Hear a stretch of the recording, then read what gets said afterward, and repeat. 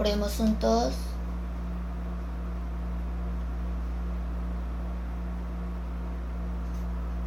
Dios nuestro Padre Santo, misericordioso y de gracia,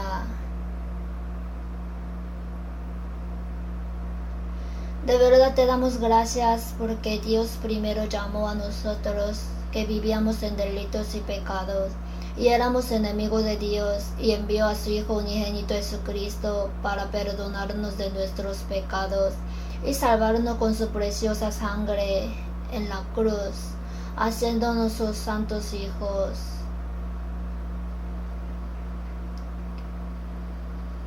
Gracias por permitir que los hermanos y hermanas que han sido salvos por la sangre del Señor se reúnan hoy en un solo lugar y tengan la comunión santa con tu palabra. Ayúdanos a entender la palabra de Dios en nuestros corazones con la ayuda del Espíritu Santo.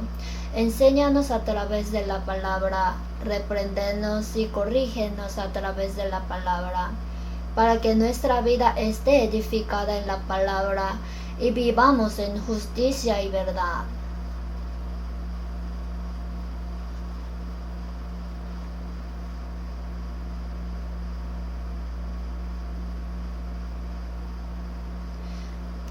Por medio de eso, ayúdanos a dar mucho fruto y agradar a Dios y poder glorificar a Dios.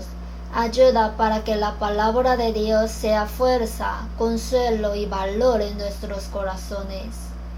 Entre nosotros, los que están enfermos, los que están en tribulación o sufriendo, Dios conoce cada situación. Así que por favor enséñales según la situación y según las palabras necesarias.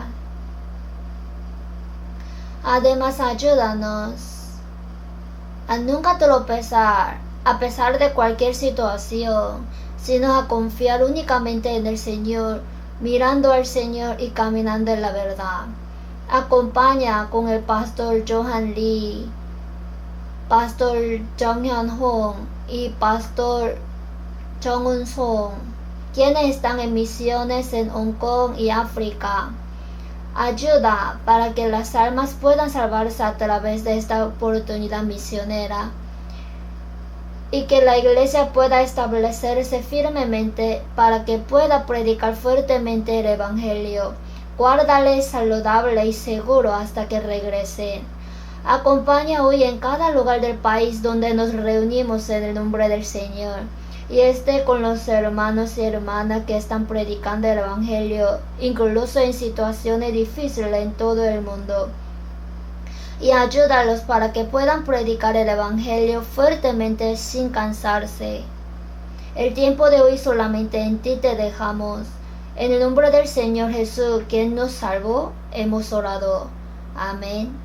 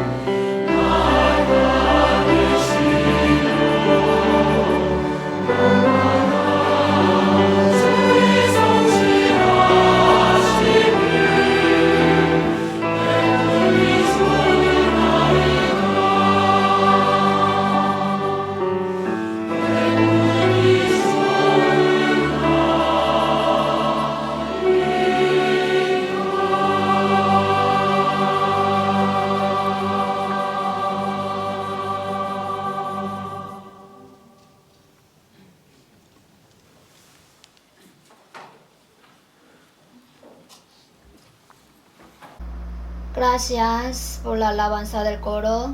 Busquemos el Apocalipsis, capítulo 19, versículos 6 al 9. El Apocalipsis 19, versículo 6.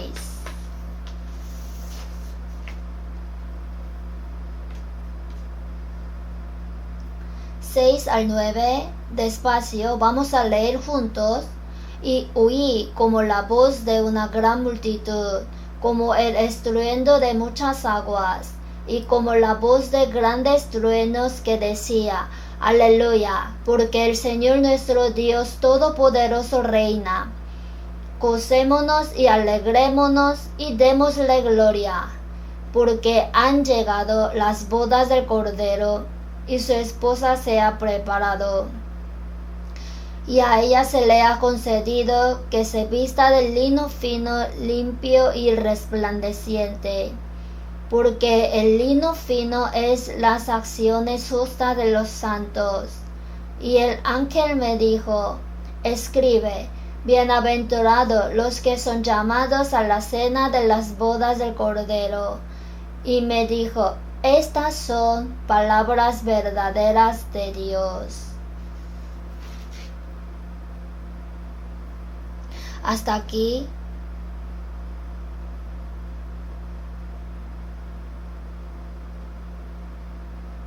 El pastor principal está en la misión en Hong Kong. Él regresará mañana. Así que le agradecería que lo recordara y orara por él. Quedan pocos días este año 2024.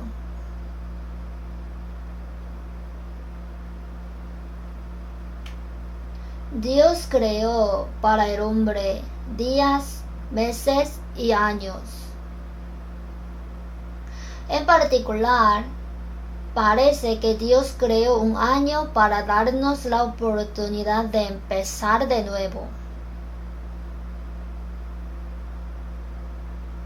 El hombre tiene naturaleza pecaminosa y también es débil.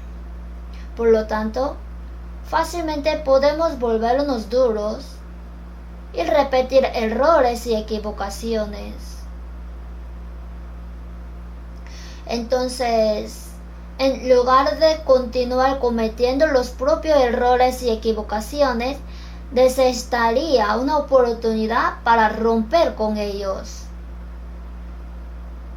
Y si miramos hacia atrás y vemos que algo andaba mal en mi vida, necesitamos una oportunidad para reflexionar y arrepentirnos. Además, como nuestra mente se embota fácilmente, necesitamos oportunidades para renovarla. Así que ahora estamos en el punto de terminar un año y comenzar el otro. Espero que podamos terminar bien el año y comenzar el año nuevo como el propósito de la creación para el cual Dios creó el año. Sería completamente irrazonable seguir cometiendo los errores que cometió el año pasado.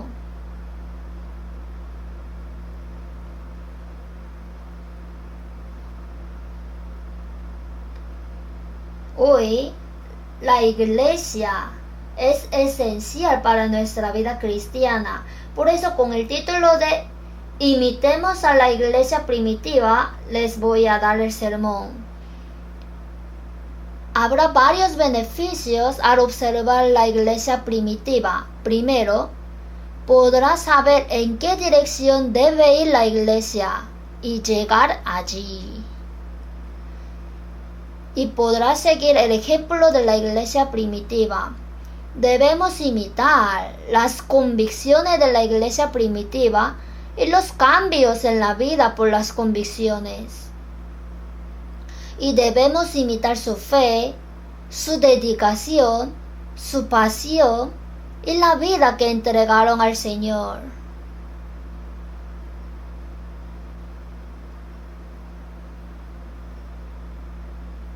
Además, mirando la iglesia primitiva, creo que si hay algo mal en la propia vida, uno puede tener la oportunidad de corregirlo y arrepentirse. En el Antiguo Testamento, Génesis 34 al 35, Jacob, el nieto de Abraham, mientras vivía en la tierra de Siquem, ocurrieron muchos problemas en la familia. En ese momento Dios se apareció a Jacob y le ordenó que subiera a Betel. Betel es donde conoció a Dios por primera vez. Entonces Jacob reunió a toda su familia y quitó todos los ídolos de en medio de ellos. Los enterró debajo de la encina y subió a Betel conforme a la palabra de Dios. Se llamaba el Betel. Así que regresó al lugar donde conoció por primera vez al Dios de Betel y se recuperó. Creo que será una oportunidad preciosa para restaurar nuestra fe mientras miramos hacia la iglesia primitiva. Lo que veremos hoy es: la iglesia es importante en nuestra vida cristiana. Por eso pensemos en esta iglesia desde la perspectiva de Dios y desde la perspectiva de los santos. Examinemos la posición de la iglesia en el mundo y observemos las características de los miembros de la iglesia primitiva. Y también qué podemos imitar de ellos específicamente y cómo. Ya leímos el Apocalipsis 19. En el Apocalipsis capítulo 2, 3 están relacionados con las 7 iglesias y se refiere a la época de la iglesia. El Apocalipsis 4 y 5 habla que se ha abierto la puerta del cielo. El apóstol Juan fue llevado al cielo y viéndose a sí mismo en el cielo. Esto significa que cuando termine la era de la iglesia, el Señor vendrá otra vez y todos los cuerpos de los santos del Antiguo Testamento que creyeron y murieron, primero resucitarán. Y los santos vivientes del Nuevo Testamento serán transformados espirituales y se reunirán en el mundo espiritual, centrándose en el Señor. Y el Apocalipsis de 6 al 19 habla que después de que los santos sean arrebatados en el aire, sucederán tales acontecimientos en la tierra y en el cielo durante 7 años de tribulación. Especialmente el Apocalipsis 19 habla de los acontecimientos que habrá en el fin de los 7 años de tribulación. Aquí en el versículo 6, y oí como la voz de una gran multitud, como el estruendo de muchas aguas, y como la voz de grandes truenos que decía: Aleluya, porque el Señor nuestro Dios Todopoderoso reina. Aquí, en el cielo, los santos que fueron salvos ya alaban. ¿Y cuál es el contenido común? Es que Dios gobernará y habrá boda del Cordero.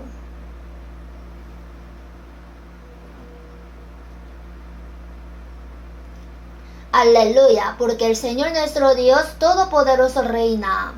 Al fin de los 7 años de tribulación, el Señor vendrá sobre la tierra otra vez, juzgará al mundo y creará de nuevo como el huerto del Edén. En el milenio, Jesús, quien es el Cordero, siendo el Rey, va a gobernar visiblemente, centrándose en Israel.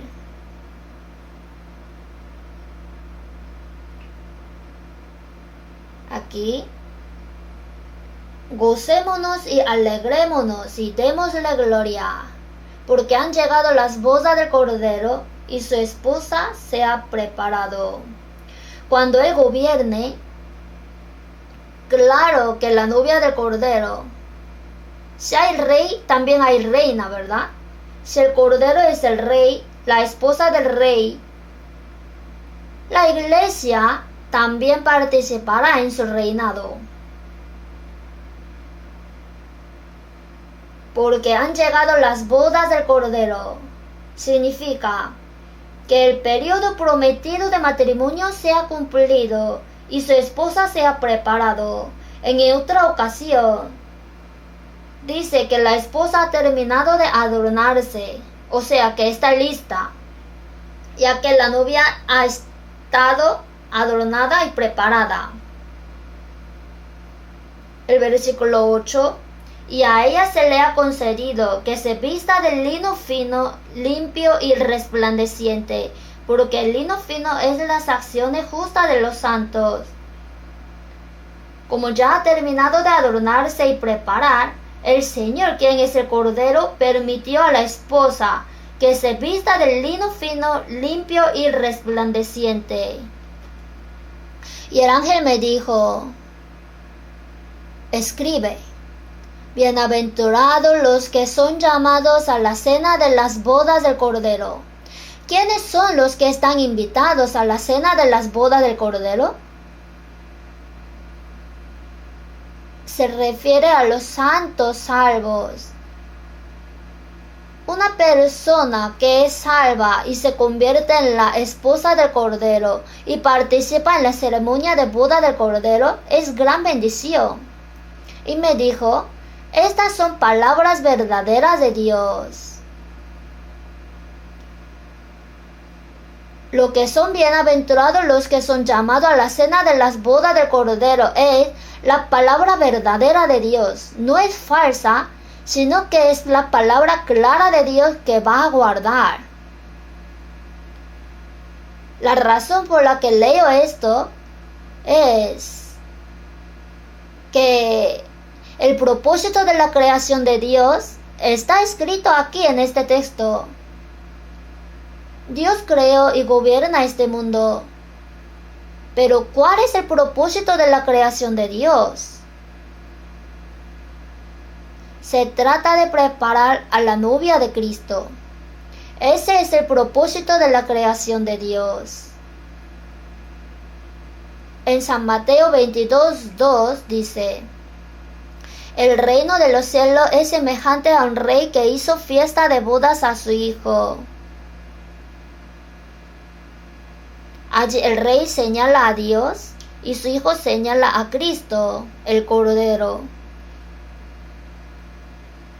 Dios está haciendo la obra de preparar a la esposa del Cordero en esta tierra. Por eso en San Juan 3:29, Juan el Bautista dijo, el que tiene la esposa es el esposo.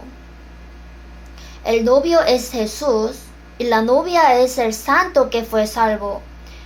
En Oseas 2:19-20, y te desposaré conmigo para siempre. Te desposaré conmigo en justicia, juicio, benignidad y misericordia. Y te desposaré conmigo en fidelidad, y conocerás a Jehová. Esas palabras fueron dichas principalmente a los israelitas en la era del Antiguo Testamento. Entre las 12 tribus de Israel, aquellos que tenían una fe fuerte en Dios, también están incluidos en la esposa de Cristo. ¿Quién es la esposa del Cordero, la esposa de Cristo en nuestra época que vivimos? Ahora es la iglesia. Ahora vivimos en medio de la historia. Entonces, estamos viendo cómo se prepara la novia de Cristo. En Efesios capítulo 2, el proceso de preparación de la esposa del Cordero, la novia de Cristo, se compara con un edificio de construcción. Veamos Efesios capítulo 2, versículo 20. 2:20.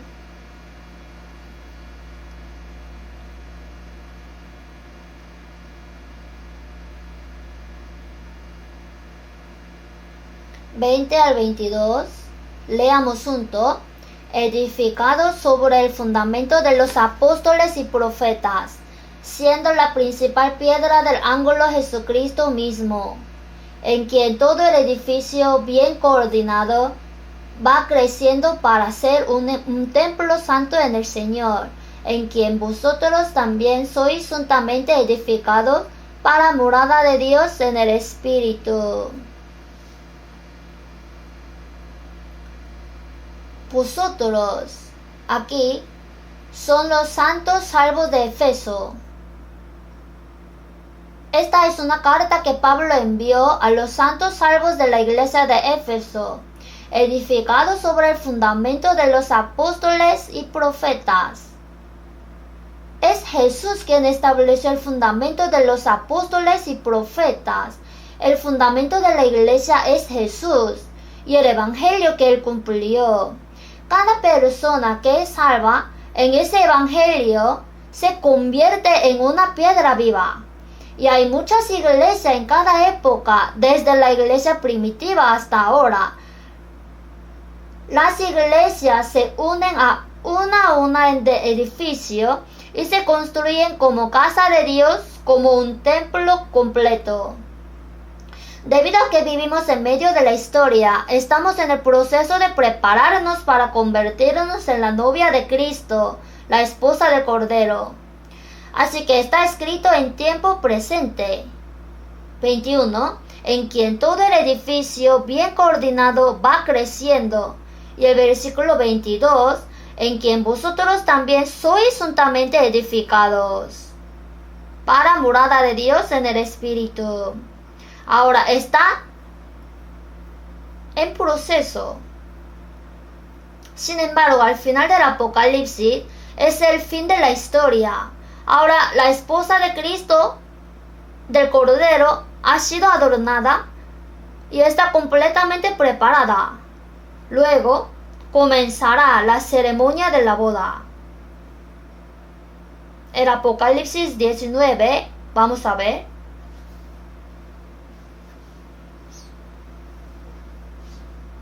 Versículos 6 y 7.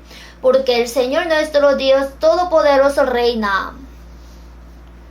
Jesús, quien es el Cordero, reinará durante 1000 años. Al reinar, la esposa del Cordero, la novia de Cristo, participa naturalmente en ese reinado. Entonces en el versículo 7, porque han llegado las bodas del Cordero, el tiempo se ha cumplido y su esposa se ha preparado. La esposa también terminó de decorarse y está completamente lista. Luego, cuando Cristo regrese a este mundo, los santos salvos también montarán en un caballo blanco y vendrán a este mundo con el Señor. Versículo 14, 19, 14, leamos juntos. Y los ejércitos celestiales, vestidos de lino finísimo, blanco y limpio, les seguían en caballos blancos. Los ejércitos celestiales aquí en el cielo no son ángeles, sino salvos. Son la novia del Cordero. El 8. Y a ella se le ha concedido que se vista de lino fino, limpio y resplandeciente. Vestido de lino finísimo, blanco y limpio, les seguían en caballos blancos. El 11. Entonces vi el cielo abierto, y he aquí un caballo blanco y el que lo montaba. Aquí indica a Jesús. Cuando los cielos se abran y el Señor venga montado en un caballo blanco, los santos también vendrán a este mundo con el Señor, vestidos de lino finísimo, blanco y limpio, montados también en caballos blancos. Y juzgará a este mundo, y lo recreará como el huerto del Edén. Y cuando Él gobierne durante 1000 años, nosotros, por supuesto, participaremos en ese reinado como la esposa del Cordero. El Apocalipsis 20, 6.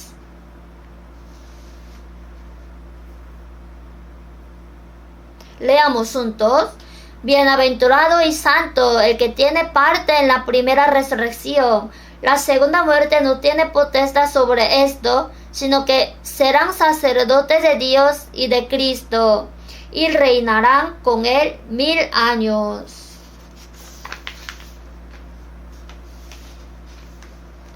En el versículo 5, todos los que no fueron salvos Pero los otros muertos no volvieron a vivir hasta que se cumplieron 1000 años. Después del milenio ya resucitará uniendo sus cuerpo y alma y serán echados al infierno eterno.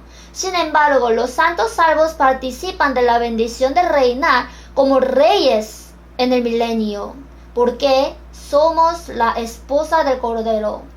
Y cuando este mundo sea quitado y trasladado al cielo eterno, por supuesto, los cristianos también participarán de la gloria del Cordero.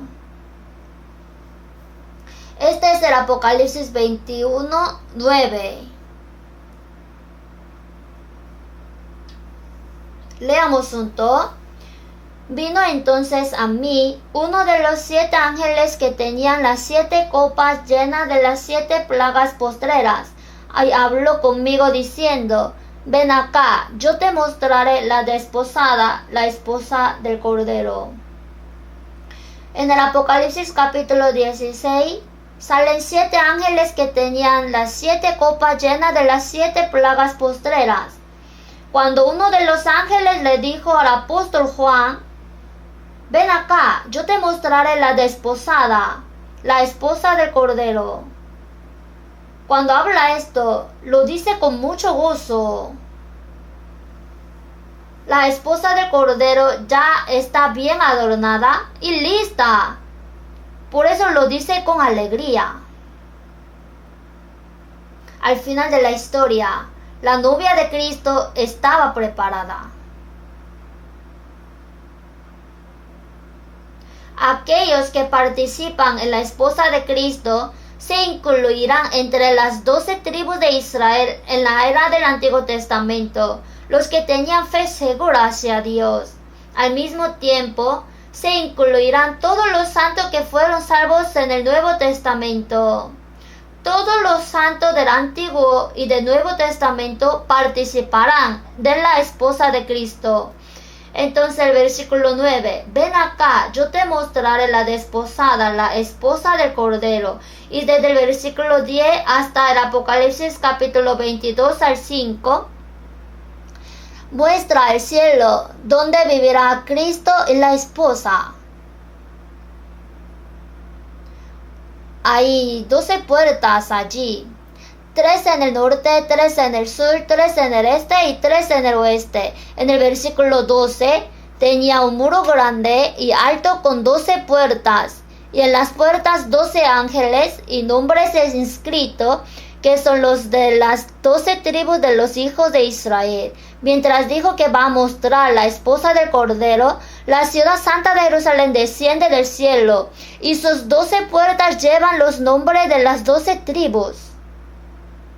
Esto significa que aquellos que tenían cierta fe en Dios entre las 12 tribus del Antiguo Testamento participarán ahí. Y al mismo tiempo el versículo 14, y el muro de la ciudad tenía 12 cimientos, y sobre ellos los 12 nombres de los 12 apóstoles del Cordero. El hecho de que los nombres de los 12 apóstoles estén ahí significa que todos los santos salvos de la era del Nuevo Testamento también participarán en él. En otras palabras, todas las palabras que han sido salvas en el Antiguo y del Nuevo Testamento han sido unidas, y la esposa de Cristo ahora ha sido completa.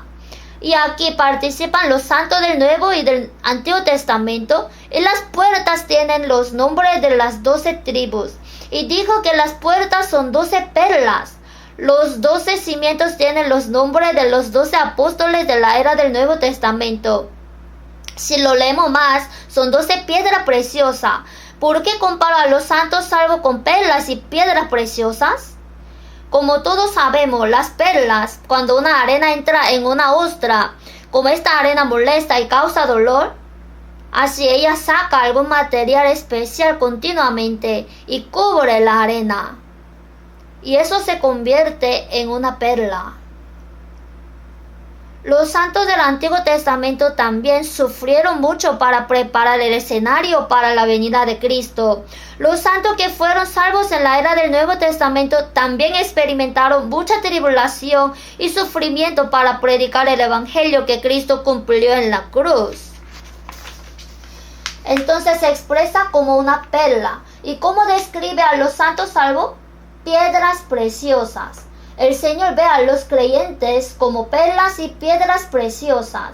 Mire hacia la izquierda, hacia la derecha. Hay mucha perla y muchas piedras preciosas. Ante los ojos de Dios, todos son perlas y piedras preciosas. ¿Cuál es el propósito de que cada uno de nosotros nazca en este mundo? Al conocer al Creador, conocer a Jesús y comprender el Evangelio que Jesús completó, podemos participar en la iglesia que es la esposa de Cristo. ¿Y cuál es el propósito de la creación de Dios? Desde el principio de la historia hasta el final de la historia, Dios prepara la esposa de Cristo.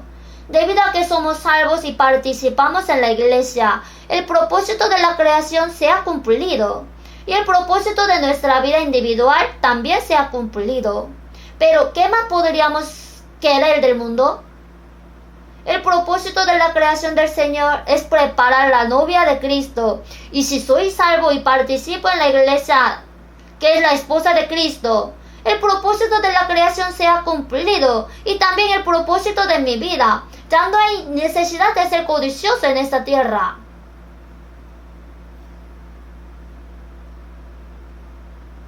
Tendremos que pensar profundamente en esta verdad. Está claramente escrito que Dios nos ve como perlas y piedras preciosas. Al final de la historia, la esposa de Cristo está preparada. Y cuando Cristo reine, también reinaremos. Y cuando Cristo entre en la gloria eterna, por supuesto la esposa también participará de su gloria. Podemos estar satisfechos con esto. Y la posición de la iglesia en este mundo. Efesios 1. Veamos, Efesios capítulo 1.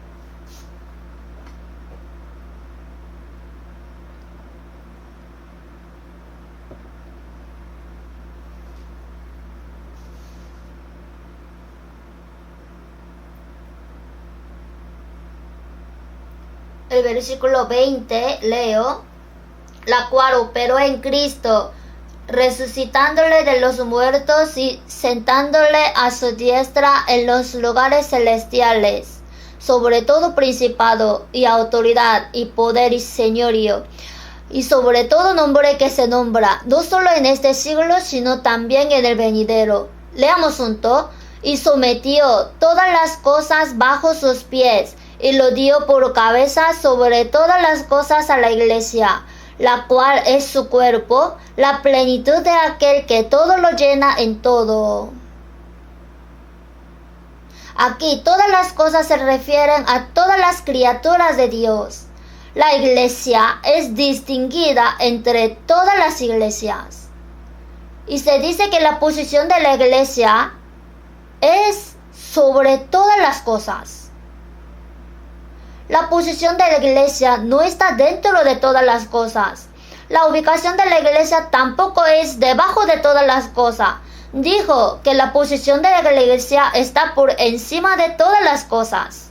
Y la cabeza de esta iglesia es Jesús, quien murió, resucitó y está sentado a la diestra del trono de Dios. Y a quien se le dio el nombre que está sobre todo nombre. La voluntad de Dios es llenar la iglesia y llenar este mundo.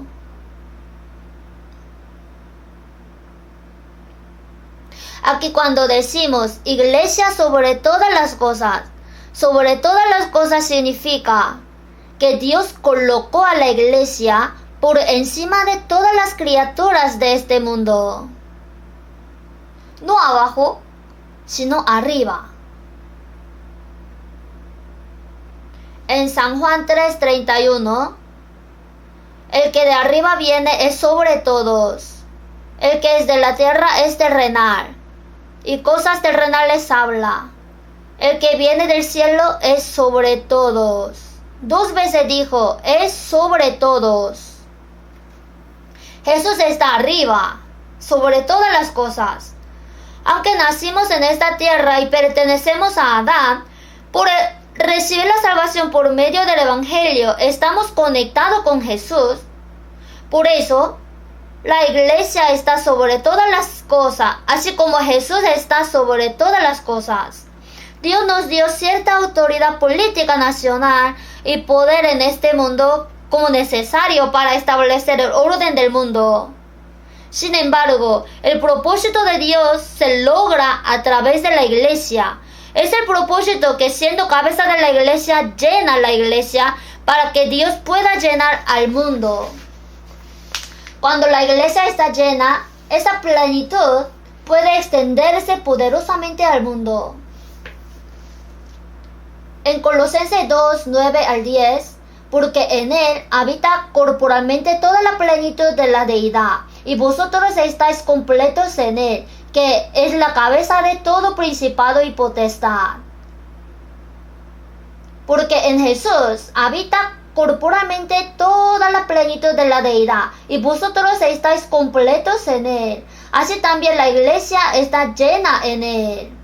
Cuando nosotros como individuos estamos conectados a la iglesia, podemos recibir su plenitud y predicar fuertemente el evangelio. Si la iglesia no está llena, el evangelio no se puede predicar al mundo. Por lo tanto, los salvos deben reconocer claramente que pertenecen a la iglesia que es sobre todas las cosas. A veces actuamos como si estuviéramos dentro de todas las cosas y otra vez actuamos como si estuviéramos debajo de todas las cosas. Sin embargo, lo que está claro es que Dios nos ha salvado y apartado de todas las cosas y que el propósito de Dios es llenar el mundo mediante la plenitud de la iglesia, colocándonos por encima de todas las cosas. Tendremos que despertarlo frecuentemente.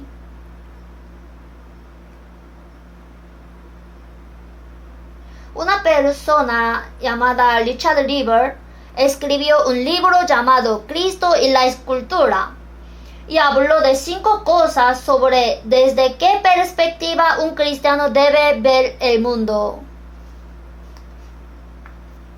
Entre ellas la primera es Cristo en la cultura.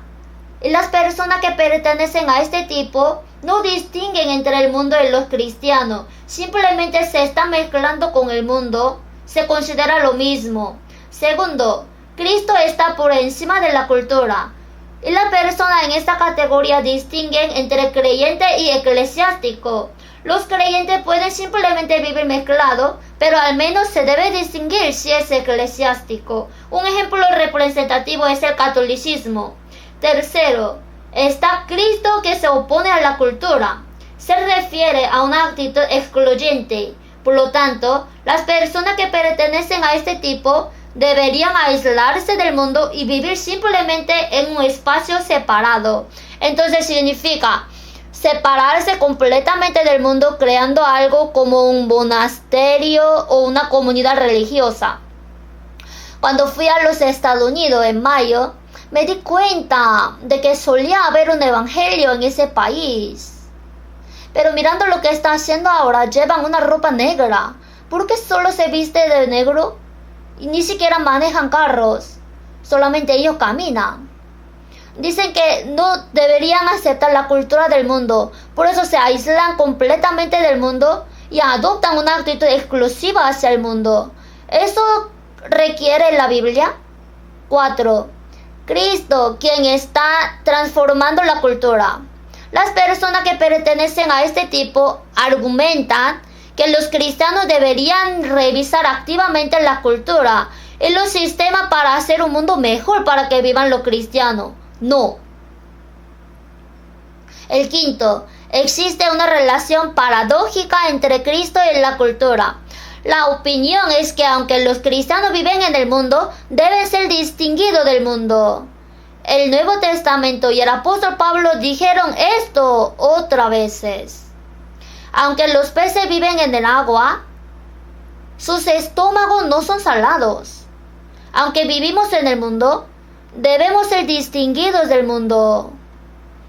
es una situación en la que no siempre podemos reconciliarnos con el mundo. Mientras mantenemos un nivel apropiado de tensión, vivimos recibiendo la plenitud del Señor y con el propósito de llenar el mundo. La luna recibe la luz solar y continúa brillando sobre la tierra. Para seguir alumbrando la tierra, continúa orbitando la tierra. De la misma manera, debemos mantener una distancia apropiada de las personas no salvas del mundo. Nunca podrá volverse uno con ellos. Los vivos y los muertos no pueden llegar a ser uno. Manteniendo las relaciones humanas a una distancia adecuada, vivimos con la responsabilidad de recibir la plenitud del Señor y conducirlos al Señor. Esa es la posición de los cristianos en el mundo. No debemos olvidar esto. No debemos mezclarnos con el mundo. Tampoco está bien que estés debajo del mundo. Dios nos puso por encima del mundo. Debemos recibir del Señor y convertirnos en luz y sal del mundo. Esa es nuestra posición. Dije, imitemos a la iglesia primitiva. Con la venida del Espíritu Santo en el día de Pentecostés, un grupo de creyentes se levantó y así comenzó la iglesia. La esposa de Cristo, seguirá preparándose hasta el fin de la historia. Continuará construyéndose para convertirse en la morada de Dios. Si una iglesia local no es adecuada, Dios puede mover el candelero, pero la iglesia no puede desaparecer. En San Mateo 16:18, y yo también te digo que tú eres Pedro, y sobre esta roca edificaré mi iglesia, y las puertas del Hades no prevalecerán contra ella. Sí, la iglesia está edificada sobre la roca del Señor. Por lo tanto, aunque se mueva el candelero, la iglesia no puede acabar. Se sigue construyendo iglesia y se sigue decorando y preparando la esposa de Cristo. Entonces hay muchas iglesias en cada época y en muchos lugares. Entonces, ¿cuál de ellas es la iglesia ideal? La iglesia más ejemplar. Por supuesto, es la iglesia primitiva. En la iglesia primitiva, el Espíritu Santo descendió en el día de Pentecostés y obró fuertemente. Y la iglesia primitiva fue donde los apóstoles que recibieron enseñanza de Jesús enseñaron directamente.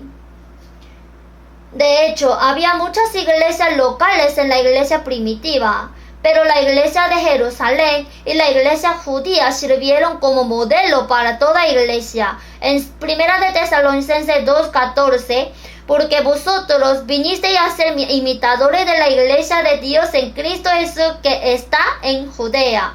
En otras palabras, la iglesia de Dios que está en Judea, la iglesia de Jerusalén, se convirtió en un modelo para otra iglesia de todos sectores.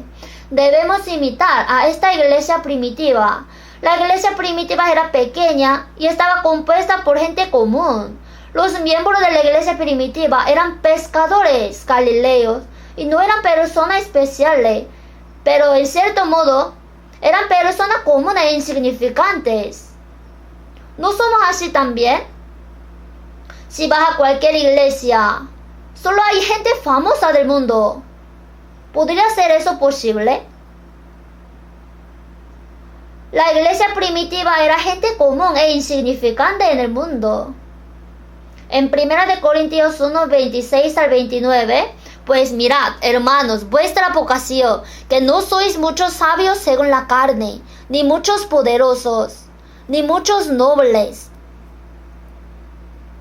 sino que lo necio del mundo escogió Dios para avergonzar a los sabios. Y lo débil del mundo escogió Dios para avergonzar a lo fuerte. Y lo vil del mundo y lo menospreciado escogió Dios, y lo que no es, para deshacer lo que es, a fin de que nadie se jacte en su presencia. Dijo, No soy muchos sabios según la carne, ni muchos poderosos, ni muchos nobles. Lo necio, lo débil y lo menospreciado del mundo escogió Dios. Dios escogió a los pobres para enriquecerlos en la fe. Ahora también. La iglesia primitiva era ordinaria, fue insignificante, pero el evangelio fue predicado fuertemente por medio de ellos. El evangelio ha llegado a nosotros 2000 años después. Si lo piensa bien, somos insignificantes. Sin embargo, a través de nuestra iglesia, estamos predicando el evangelio a más de 80 países alrededor del mundo. Esta es la gracia de Dios y su poder. Si piensan en esto como una carrera de relevos, se podría decir que la iglesia primitiva fue la primera corredora. Somos los últimos corredores. En una carrera de relevos de 400 metros hay 4 corredores. Todos ellos son buenos. Pero ¿dónde ubica los mejores jugadores entre ellos? Colocarlos primero y último. Coloca los mejores corredores primero y último. ¿Por qué? Es lo más importante. Los santos de la iglesia primitiva, los corredores de la iglesia primitiva, corrieron duro. Tenemos la responsabilidad de correr duro como los últimos corredores. Tenemos la responsabilidad de terminar bien. Los corredores de la iglesia primitiva corrieron con fuerza. En medio también han estado corriendo bien. Y nosotros, siendo últimos corredores, si estamos parados o corremos hacia atrás, ¿no sería muy vergonzoso? Quizás yo no estoy parado o estoy corriendo para atrás. Si es así, debes sentir vergüenza siendo el último corredor. Tenemos que imitar a la iglesia primitiva. Las características de los santos de la iglesia primitiva podrían resumirse en solo 2: la confianza y el cambio. Ellos tenían confianza en su fe, y debido a que apareció claramente el cambio en su vida basado en la confianza, pudieron correr con poder y predicar el evangelio con poder. Tenían confianza en la verdad. En lugar de decir, puedo ir al cielo creyendo en la sangre de Cristo, sino tenían confianza que definitivamente voy al cielo. Ellos también tenían naturaleza pecaminosa. Ellos también son criaturas de Dios y son personas débiles. También tenían muchos errores y equivocaciones. ¿Y cómo podían estar seguros de que irían al cielo? Es la cruz de Cristo. La cruz les dio confianza. El unigénito de Dios murió y fue colgado en la cruz, derramó su sangre y recibió el castigo. Los santos de la iglesia primitiva no tenían ninguna duda sobre el hecho de que Cristo murió y derramó su sangre por ellos. Cristo y la cruz de Cristo fueron para ellos respuesta suficiente. En Gálatas 3:13, Cristo nos redimió de la maldición de la ley, hecho por nosotros maldición, porque está escrito, maldito todo el que es colgado en un madero. Es cierto que fue maldecido por causa de nosotros. Es cierto que Él nos redimió de la maldición de la ley. ¿Cuál es la base?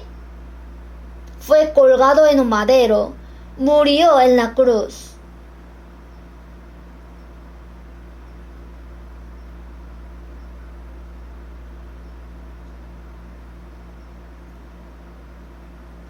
En Hechos están escritos 19 sermones que los apóstoles de la iglesia primitiva predicaron y dieron exhortaciones. Sin embargo, entre los sermones y exhortaciones no hay ningún sermón confuso.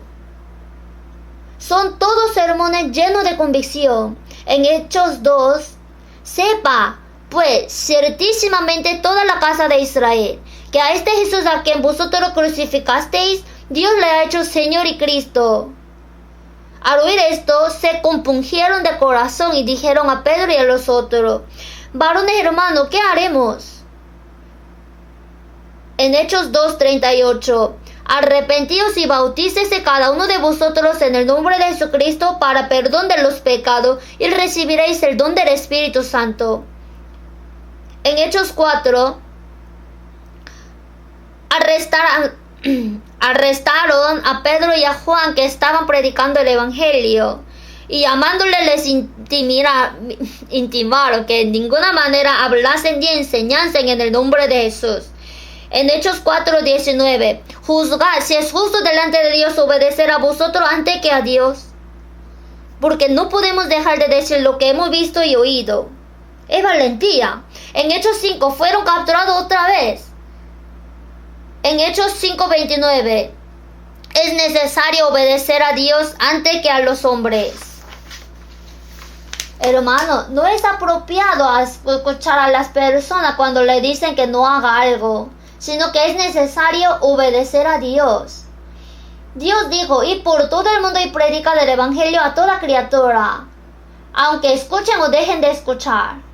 Las últimas palabras del sermón de Pablo en Antioquía de Pisidia se encuentra en Hechos 13:38 al 39. Sabed pues esto, varones hermanos, que por medio de él se os anuncia perdón de pecados, y que de todo aquello de que por la ley de Moisés no pudisteis ser justificado, en él es justificado todo aquel que cree. Este hombre Jesús es la respuesta. Testificamos y proclamamos que nuestros pecados son perdonados a través de Jesús y somos justificados a través de él. Jesucristo y la cruz son respuestas suficientes. En 1 Corintios 2:2, vamos a ver juntos.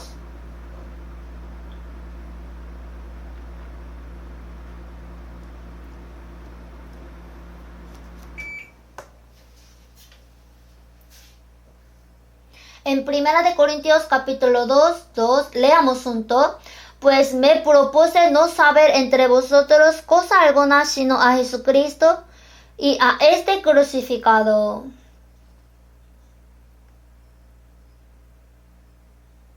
Esto es lo que envió el apóstol Pablo en su carta a Corinto.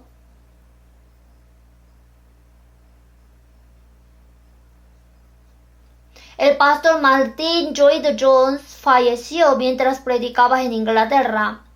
Originalmente era médico, pero como fue salvo y predicó el Evangelio. Sin embargo, se sabe que el pastor Martin pidió que se escribiera este versículo en su lápida cuando murió.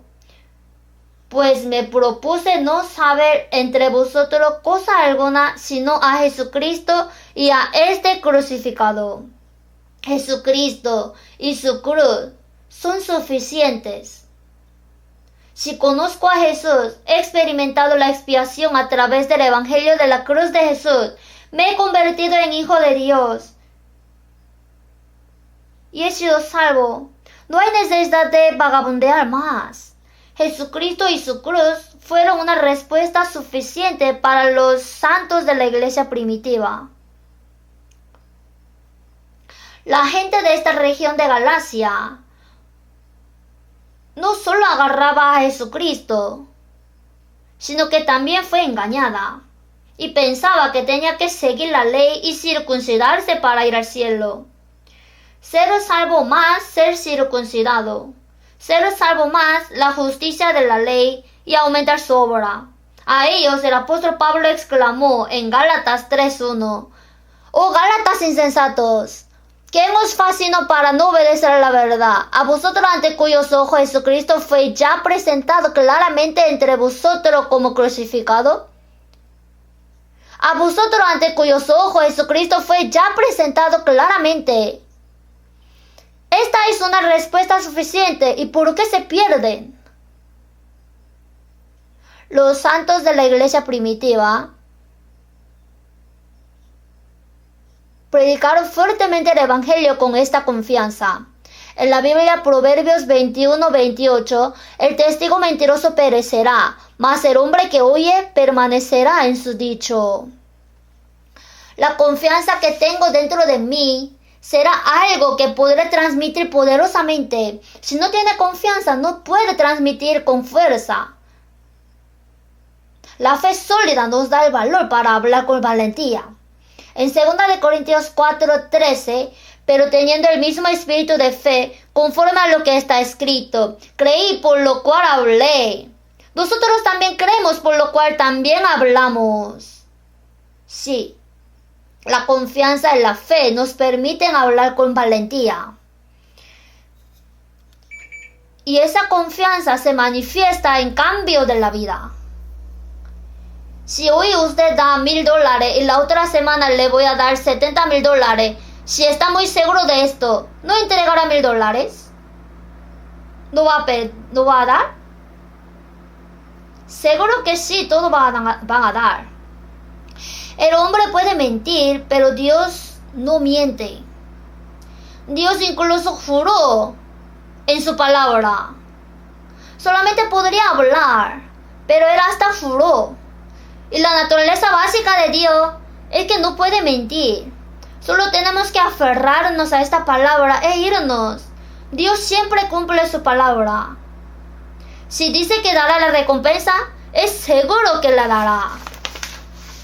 Si se dice que lo que creen tiene vida eterna, entonces seguro que la hay. En 1 Juan 5:12, el que tiene al Hijo tiene la vida. Pero no ha dicho que quizá tenga la vida. En 1 Juan 2:25, y esta es la promesa que Él nos hizo, la vida eterna. La promesa clara que Jesús nos prometió es la vida eterna. Los que creen tienen vida. Los que creen tienen vida eterna. No vemos que la persona que realmente creen cambian sus valores y hay cambio en su vida. Para los creyentes de la iglesia primitiva, esta verdad no era simplemente conocimiento, sino que se convirtió en una experiencia personal segura. En 1 Tesalonicenses 1:5, no llegó a vosotros en palabras solamente, sino también en poder, en el Espíritu Santo y en plena certidumbre. El Evangelio se predica a través de palabra, pero para alguna persona termina con el conocimiento. Sin embargo, solo cuando el poder y el Espíritu Santo obran, un individuo puede tener una gran confianza. Para usted, ¿el Evangelio viene por conocimiento o por poder o por el Espíritu Santo y por plena certidumbre? Si tiene una convicción, definitivamente verá el cambio. En la vida pública de Jesús, los apóstoles Juan y Santiago caminaron con él. Y los samaritanos no aceptaron a Jesús. Sale en San Lucas 9. Viendo esto, sus discípulos Jacobo y Juan dijeron: Señor, ¿quiere que mandemos que descienda fuego del cielo, como hizo Elías y lo consuma? Dijeron que si no aceptan a Jesús, que descienda fuego del cielo y quememos a todos los samaritanos.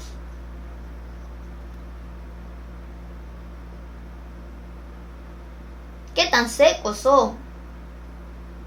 Sin embargo, este apóstol Juan experimentó el Evangelio cierto a través de Jesús resucitado. Tenía confianza y por eso se convirtió en apóstol del amor. En 1 Juan se sigue hablando del amor. Dicen que el apóstol Juan cuando predicaba siempre hablaba del amor. Entonces cuando seguía hablando del amor durante su sermón, dijeron: ¿no podría dar otro sermón? Ok. Y más tarde, él dijo: amémonos unos a otros.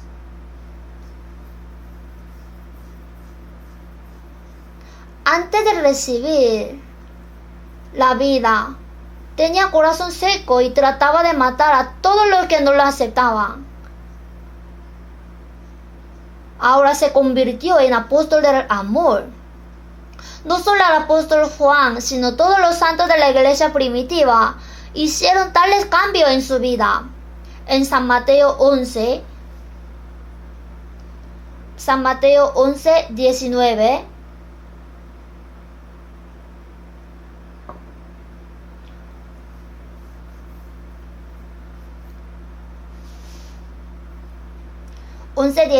Leamos juntos. Vino el Hijo del Hombre que come y bebe y dice: He aquí, un hombre comilón y bebedor de vino, amigo de publicanos y de pecadores, pero la sabiduría es justificada por sus hijos.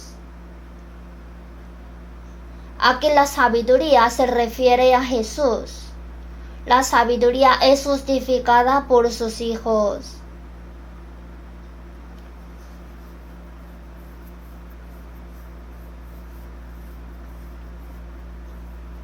Dijo que Cristo será justificado por sus hijos. Cuando Juan el Bautista vino y predicó el bautismo de arrepentimiento, los judíos en ese momento no se entristecieron. Incluso cuando Jesús vino con las nuevas buenas, no supieron ser felices. Más bien, como Jesús comía y bebía con los pecadores, lo criticaban y se burlaban de él. He aquí un hombre comilón y bebedor de vino, amigo de publicanos y de pecadores. Pero la sabiduría es justificada por sus hijos.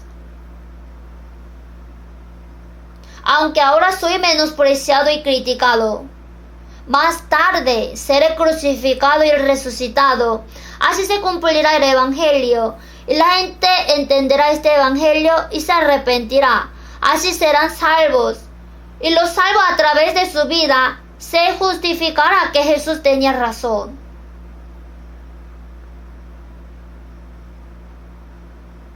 La vida cambiada exalta a Cristo. Entonces, si tiene fe y hace cambios en su vida, no será perseguido a causa de su vida, aunque sí podría ser perseguido por creer. Su vida es alabada por la gente del mundo. Hechos 2:47, vamos a buscar Hechos capítulo 2, versículo 47. Leamos juntos. Alabando a Dios y teniendo favor con todo el pueblo, y el Señor añadía cada día a la iglesia los que habían de ser salvos. Alabando a Dios y teniendo favor con todo el pueblo, aunque fueron perseguidos y menospreciados por la fe, teniendo favor con todo el pueblo. Por eso el Evangelio fue predicado fuertemente. Hechos 5:13.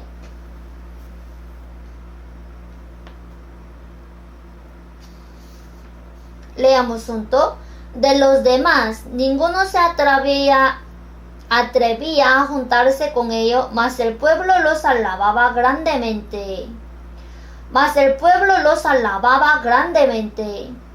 Durante 2000 años de la historia cristiana, muchos cristianos fueron perseguidos, menospreciados, despreciados y huyeron. No fue solo en la época de la iglesia primitiva, sino que a lo largo de la historia, muchas personas enfrentaron dificultades por la fe. Pero ¿quiénes fueron las personas que ayudaron en secreto a los que huían? Las personas que secretamente les ayudaron y les aceptaron eran los incrédulos. ¿Por qué les ayudaron y les dieron la bienvenida? Al menos los santos de la iglesia primitiva, aquellos cristianos que sufrieron tribulaciones y persecuciones, eran honestos y sinceros. Si no fueran honestos, nunca los habrían aceptado. Si no fueran sinceros, sino perezosos, nunca les habrían ayudado.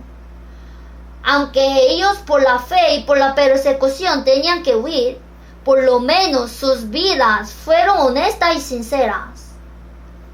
A principios del siglo XX se levantó el gran avivamiento en Pyongyang. El evangelio ha sido predicado en Corea. Hubo un tiempo en que el evangelio se difundió activamente en Pyongyang y alrededor de 40% de la población de Pyongyang se convirtió al cristianismo. El gran avivamiento de Pyongyang es un acontecimiento famoso en la historia de la iglesia. Sin embargo, si nos fijamos en el gran avivamiento de Pyongyang, las personas que claramente nacieron de nuevo, si habían tomado prestado, luego les devolvían. También si ellos habían hecho algún error, visitaban al hombre quien fue herido y les pedían perdón.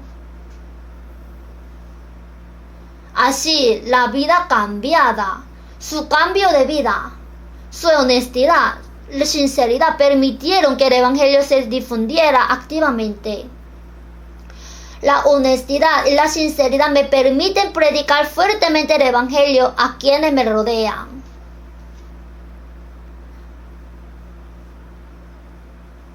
En San Lucas 2:52 sale sobre la infancia de Jesús. Y Jesús crecía en sabiduría y en estatura y en gracia para con Dios y los hombres. No solamente para con Dios, sino también con los hombres. En la era del Antiguo Testamento, el profeta Samuel también, en 1 Samuel 2:26, y el joven Samuel iba creciendo y era acepto delante de Dios y delante de los hombres. No es solo delante de Dios, sino también delante de los hombres. Nuevo Testamento Romanos 14, 17 al 18.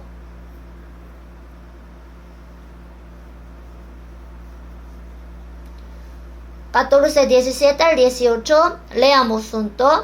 Porque el reino de Dios no es comida ni bebida, sino justicia, paz y gozo en el Espíritu Santo. Porque el que es esto sirve a Cristo, agrada a Dios y es aprobado por los hombres. Los salvos tienen justicia, paz y gozo en el Espíritu Santo que la gente del mundo no tiene. La gente de este mundo no tiene el Espíritu Santo. El Espíritu Santo viene a los que son salvos. Arrepentíos y bautícese cada uno de vosotros en el nombre de Jesucristo y recibiréis el don del Espíritu Santo. En Efesios 1:13, en él también vosotros, habiendo oído la palabra de verdad, el evangelio de vuestra salvación, fuisteis sellados con el Espíritu Santo. En San Juan 7:39, esto dijo del Espíritu que habían de recibir los que creyesen en él. Tenemos el Espíritu Santo. Entonces tenemos la confianza de recibir el perdón de nuestros pecados, ser salvo del infierno y tener una esperanza clara en el cielo. Tenemos justicia, paz y gozo. Entonces, quien sirve a Cristo agrada a Dios y es aprobado por los hombres. En la Biblia, en San Mateo 5:14, Jesús dijo: vosotros sois la luz del mundo. Donde hay personas salvas, el mundo se vuelve más brillante. 5:13, vosotros sois la sal de la tierra. Donde hay santos, se previene la corrupción. Establecer una verdadera iglesia de Dios en un lugar reducirá a los criminales mucho más que aumentar el número de comisarías. La comisaría solamente controlan externamente, no puede cambiar el corazón ni mente. Sin embargo, el Espíritu Santo viene dentro de los cristianos y les da justicia, paz y gozo, verdadera satisfacción y esperanza. Entonces la vida cambia. La iglesia primitiva tenía confianza en la verdad y un cambio claro en la vida que esa confianza produjo. Sí, aquí solo hay confianza y no hay cambio. es diferente de la iglesia primitiva. Tiene confianza, pero si no aparece ningún cambio de su vida, entonces es diferente de los santos de la iglesia primitiva. Y si solo tiene confianza sin cambios, esa confianza puede ser falsa.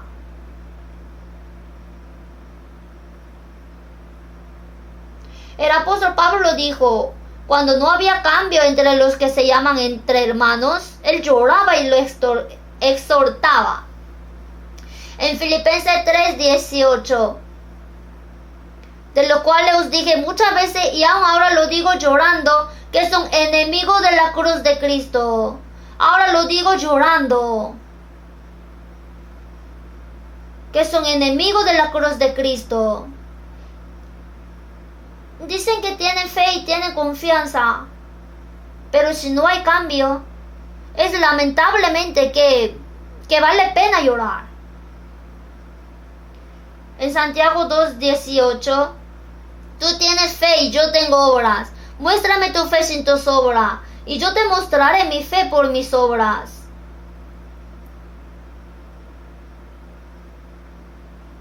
Hermanos, si tienen confianza, sin duda debe aparecer por obras en cambio de su vida. Si la fe es la sustancia, las obras son la sombra. Hay sustancia, pero no hay sombra. La fe que tenemos dentro de nosotros es la sustancia que nos da el Señor. Si es así, debe manifestarse como un cambio en la vida. Se puede decir que los cambios en la vida son sombras. En Santiago 2:22. ¿No ves que la fe actúa juntamente con sus obras y que la fe se perfecciona por las obras? Cuando aparecen cambios en la vida, cuando aparecen las obras, es evidencia de que la fe es perfecta. No da énfasis en las obras, sino en la fe.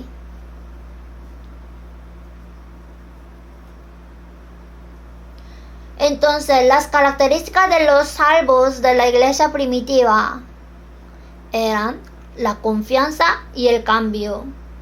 Descubrieron que la cruz era una respuesta suficiente y con esa confianza predicaron el evangelio y con esa confianza y fe hicieron cambio en su vida. Tendremos que pensar profundamente en ello. ¿Qué tal yo? Al compararme con la iglesia primitiva, ¿tengo bien equilibrados confianza en las obras que es el cambio? Es necesario reflexionarnos. Entonces, si tiene confianza, pero no hay ningún cambio en su vida, debe orar más y acercarse al Señor para que pueda terminar bien este año y empezar el próximo año para que pueda hacer cambio en su vida. Específicamente, hay alguna cosa que podemos aprender de la iglesia primitiva. La iglesia primitiva estaba centrada en Cristo.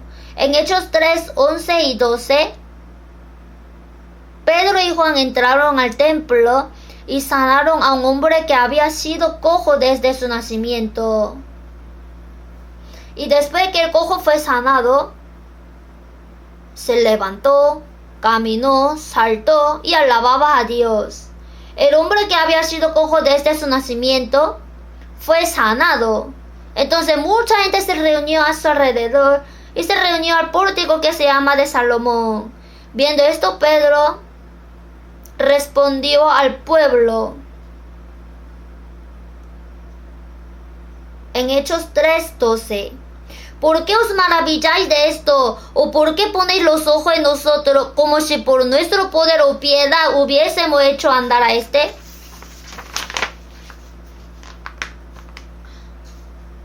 El Señor estaba detrás de Pedro y Juan. ¿Por qué nos presta atención a nosotros? No fue a través de nuestra piedad o poder que hicimos caminar a este hombre. Miren al Señor significa. En la continuación, en Hechos 4:10, en el nombre de Jesucristo de Nazaret, por él este nombre está en vuestra presencia sano. Y en ningún otro hay salvación, porque no hay otro nombre bajo el cielo dado a los hombres en que podamos ser salvos. predicaron el Evangelio de Cristo, exaltaron a Cristo y estaban centrados en Cristo. La dirección en la que la iglesia debe avanzar está centrada en Cristo. Así como la iglesia primitiva estaba centrada en Cristo, nosotros también debemos estar centrados en Cristo. El segundo, la iglesia primitiva tenía la misma mente. Vamos a buscar Hechos capítulo 1.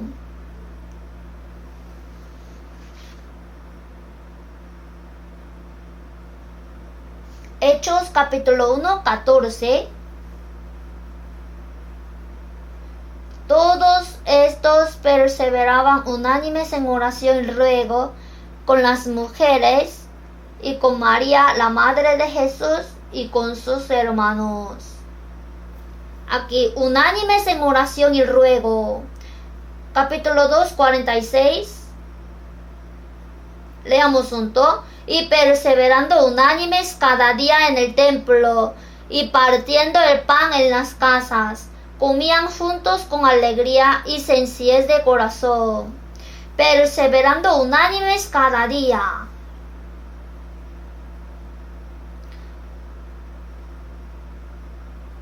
Aunque estaban en cualquier lugar, tenían mismo corazón y estaban unánimes.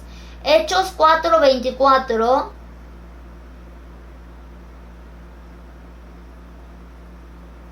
Hechos 4:24. Y ellos, habiéndolo oído, alzaron unánimes la voz a Dios y dijeron: Soberano Señor, tú eres el Dios que hiciste el cielo y la tierra, el mar y todo lo que en ellos hay. Alzaron unánimes la voz a Dios. 32, leamos junto. Y la multitud de los que habían creído era de un corazón y un alma, y ninguno decía ser suyo propio nada de lo que poseía, sino que tenían todas las cosas en común. Era de un corazón y un alma. Los santos de la iglesia primitiva tenían diferente idioma, también eran de diferentes países. Sin embargo, superaron la diversidad de lengua y de naciones, se convirtieron en uno. Si es salvo, no importa si es judío o griego. Si es salvo, no importa si es coreano o africano. Que sea esclavo o libre, no importa. No importa si es el jefe o el empleado. Si es hombre o mujer, no importa. Si es rico o pobre, no importa. Que sea guapo o feo, no importa. No importa. Lo importante es que trascendieron todo eso y se hicieron uno en Jesús. Se volvieron uno con una sola mente. En Efesios 4:4-6, un cuerpo y un espíritu, como fuisteis también llamados en una misma esperanza de vuestra vocación, un Señor, una fe, un bautismo, un Dios y Padre de todos, el cual es sobre todos y por todos y en todos. En Efesios 4:4-6 hay hasta 7 cosas. Si enumerara más, podría enumerar más como desee, pero ¿por qué se limitó a 7? 7 es un número perfecto. Entonces lo limitó a 7. Creó el cielo y la tierra en 6 días y descansó el último día, el séptimo día. 7 es un número perfecto. Sin embargo, las 7 cosas mencionadas aquí son que Dios es uno, el Señor es uno, el Espíritu Santo también es uno, la fe y la esperanza son una, el bautismo uno, el cuerpo es uno, la iglesia es una. 7 son. Ahora, aquellos que han sido salvos tienen razón suficiente para llegar a ser uno. Dios nos ha dado una razón suficiente para convertirnos en uno. Lo que recibimos es uno, es común. El resto es secundario. ¿Dónde deberíamos convertirnos en uno? Debemos convertirnos en uno en lo que creemos y conocemos. En Efesios 4:13, hasta que todos lleguemos a la unidad de la fe y del conocimiento del Hijo de Dios, a un varón perfecto a la medida de la estatura de la plenitud de Cristo. Hasta que todos lleguemos a la unidad de la fe y del conocimiento del Hijo de Dios. Si lo que cree y lo que conoce son diferentes, se dividirán. Cuando lo que cree y lo que conoce se vuelven uno, podrá convertirse en una persona perfecta y alcanzar a la medida de la estatura de la plenitud de Cristo. No es algo que alcancemos solo, sino que nos unimos como uno solo para convertirnos en una persona. Si son diferentes, están divididos. El catolicismo no es uno. La Iglesia Católica representativa son la Iglesia Ortodoxa Oriental y la Iglesia Ortodoxa Occidental. La Iglesia Ortodoxa Occidental es católica romana y la Iglesia Ortodoxa Oriental es la Iglesia Ortodoxa rusa. ¿Por qué están divididas? Porque hay dos razones. La Iglesia Ortodoxa Oriental dice: está bien tener pintura en un edificio de la iglesia, pero no debería hacer esculturas. La Iglesia Ortodoxa Occidental incluso hizo escultura. Así se dividieron. La Iglesia Ortodoxa Occidental dijo que cuando venga el Espíritu Santo será enviado en el nombre del Padre y del Hijo. ¿Qué pasa con la Iglesia Ortodoxa Oriental? No, Él vino solo en el nombre del Padre. Por eso se separaron. Por estas dos razones. No parece gran cosa, pero se dividieron. Piensen. Las nubes son 98% agua y 2% otra cosa. Las medusas son 98% de agua y 2% de otra cosa. Y las sandías son de 98% de agua y 2% de otra cosa. 98 son iguales. Y el 2% es diferente. Y esto convierte en nube, medusa y una sandía. Es diferente por esta cosa pequeña. Debemos esforzarnos por llegar a ser uno en lo que creemos y en lo que conocemos. Y debemos llegar a ser uno en el Evangelio. Tenemos iglesia para predicar el Evangelio. Si la iglesia no predica el Evangelio, no tiene valor. Israel fue utilizado como canal para la venida de Cristo y el Evangelio fue confiado a la iglesia. Predicamos el Evangelio a través de la iglesia. Debemos llegar a ser uno en el Evangelio. En Filipenses 1:27, oiga de vosotros que estáis firmes en un mismo espíritu, combatiendo unánime por la fe del Evangelio. Debemos llegar a ser uno en la fe del Evangelio y debemos convertirnos en uno en el amor. Romanos 15:7, por tanto, recibíos los unos a los otros como también Cristo nos recibió, para gloria de Dios. Cristo nos aceptó. Si como Cristo nos aceptó, si aceptáramos a los hombres, no habría nadie que no pueda ser aceptado. De hecho, Cristo nos aceptó cuando éramos enemigos a causa del pecado. Por eso la Biblia dice que acepte incluso a su enemigo. Nos volvemos uno en el amor. Y la iglesia primitiva se dedicó a la oración. Necesitamos dedicarnos a la oración individualmente. Hechos 1,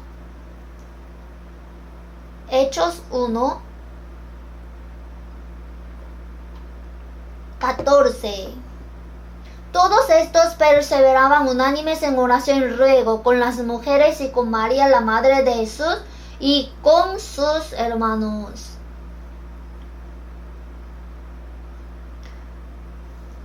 Aquí, todos estos perseveraban. El Espíritu Santo vino 10 días después de que Jesús resucitó y ascendió al cielo. ¿Qué hicieron los discípulos durante este tiempo? Todo lo que hicieron fue orar.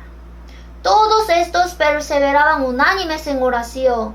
Por supuesto, no recibieron el Espíritu Santo por orar. El Espíritu Santo vino según la promesa. Sin embargo, recibirlo a través de la oración debe haber sido mucho más gozoso y poderoso porque fue recibido con un corazón tan sincero. Hechos 4:24, ya leímos, y ellos, habiéndolo oído, alzaron unánime la voz a Dios. Cuando hubieron orado, el lugar en que estaban congregados tembló, y todos fueron llenos del Espíritu Santo, y hablaban con denuedo la palabra de Dios. Los santos de la iglesia primitiva, cuando fueron amenazados que en ninguna manera hablasen ni enseñasen en el nombre de Jesús, ellos se reunieron y oraron unánimes, y todos fueron llenos del Espíritu Santo y hablaban con denuedo la palabra de Dios. Nosotros también queremos ser llenos del Espíritu Santo y predicar el Evangelio con valentía. ¿Cuál es la manera? La oración. Personalmente, orar más me da valor. También siento más fuerza cuando me pongo de pie en el púlpito después de orar fervientemente durante el seminario de la Biblia. Dios me ayuda y me da valentía. Cuando Jesús y sus discípulos estaban juntos en un barco, en la vida pública de Jesús, en San Marcos 4 hubo un viento y una tormenta. ¿Qué hicieron entonces los discípulos? Ellos despertaron a Jesús que estaba durmiendo, nada más. Cuando Jesús se levantó y gritó al viento y al mar, todo se calmó. Todos debemos orar cuando sufrimos. Hay un himno. Oró cuando su corazón estaba lleno de ira. Oró cuando las cosas estaban oscuras. Oró por la gracia que recibirá hoy. La oración es poder. Los santos de la iglesia primitiva obtuvieron fuerza a través de la oración. Ganaron valor a través de la oración.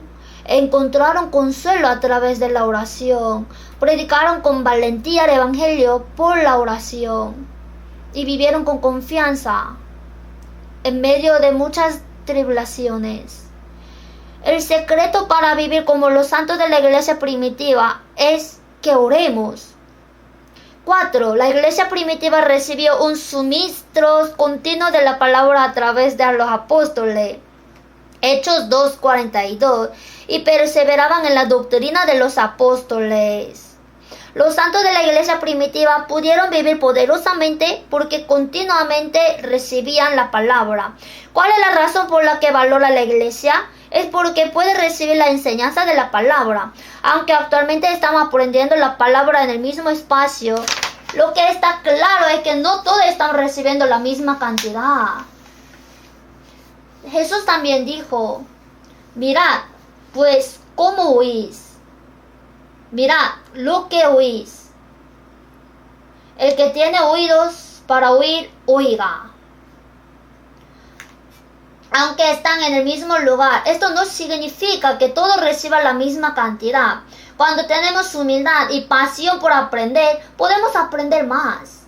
Es la humildad y la pasión. Si se enaltece, aunque podría aprender y no lo podrá. Si se humilla, podrá aprender algo hasta de las hormigas. El orgullo es lo que bloquea el aprendizaje. Si hace mucho tiempo que usted se conmovió por el sermón, de verdad debe arrepentirse, porque su corazón está tan duro. Mantener continuamente la humildad, que quiere seguir aprendiendo. Esto es la base del aprendizaje.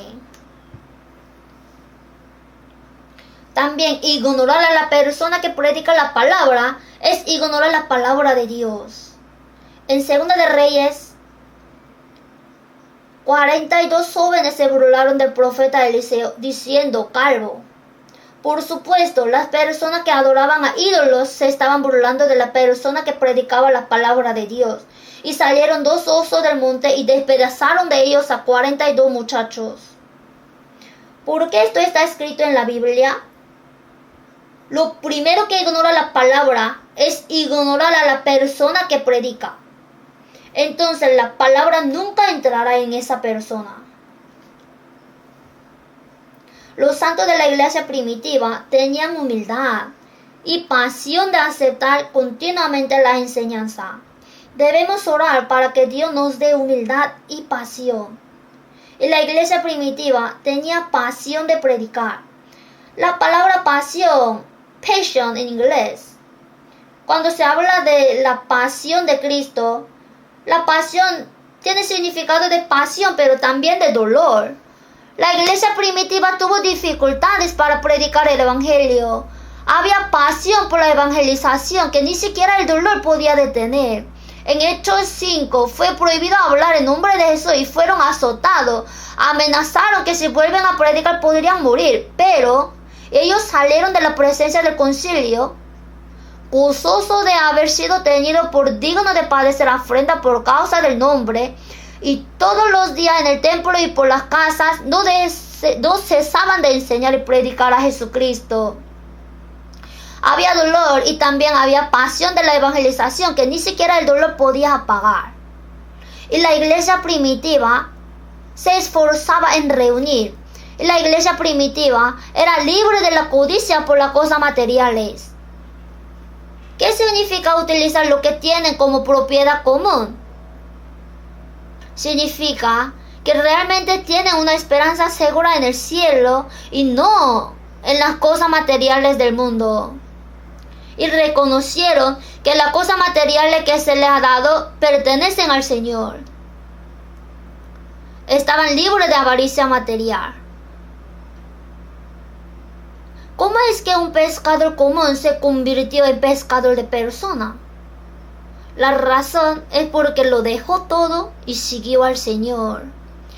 Cuanto más abandone las cosas del mundo, más poderosa será su vida para el Señor. Hay entre 200 y 300 nuestra iglesia en Corea y se ha predicado el Evangelio en más de 80 países del mundo. Si miramos por dentro, es por la dedicación de los creyentes que renunciaron a su codicia por las cosas materiales y se sacrificaron, que generosamente dieron el dinero que ganaron para la misión. Por eso Dios nos bendijo. Y la iglesia primitiva tenía muchos trabajadores. Realmente debemos orar para que aparezcan muchos trabajadores en nuestra iglesia. Y cuando aparezcan trabajadores, debemos orar por ellos, para que el Señor los utilice, aunque les falte. El Evangelio debe predicarse a través de estos ministros. La iglesia primitiva no temía la persecución. La iglesia primitiva era una iglesia que crecía. 12 personas, 70, 120, hasta 5,000. Aumentaban en número cada día. Jerusalén, Judea, Samaria, luego Antioquía, Asia Menor, Macedonia, Acaya, hasta Roma. Tanto en el número como en la superficie aumentaron en un corto tiempo. Todo lo que tiene vida tiene crecimiento. Si no hay crecimiento, hay un problema en la vida. La razón por la que Dios ha hecho que nuestra iglesia crezca mucho, trabajando juntos a través del Evangelio, sería porque en esta iglesia hay personas verdaderamente que se dedicaron. De modo que la iglesia primitiva predicó celosamente el Evangelio con confianza. Y los cambios en la vida que esa confianza produjo fueron claros. Debemos seguir el ejemplo de la iglesia primitiva. El Señor, la cabeza de la iglesia primitiva, está dentro de nosotros. Quizá estemos limitando el poder de Dios. Entonces, al terminar bien el año y comenzar el año nuevo, el propósito de la creación de Dios, que es la iglesia, si soy salvo y conectado con la iglesia, como el propósito de la creación y el propósito de vida se ha cumplido, entonces espero que estén realmente agradecidos con esto y sientan alegría y confianza y que vivamos fuertemente el año que viene. Oremos juntos. Dios, gracias. Ayuda a todos los que vinieron ante la palabra, para que las palabras testificadas queden grabadas, entendidas y útiles profundamente en sus corazones, para que sean provechosas al terminar este año y comenzar el año nuevo. Ayúdanos a pensar correctamente sobre cómo vivir este año y cómo tener nuestro corazón.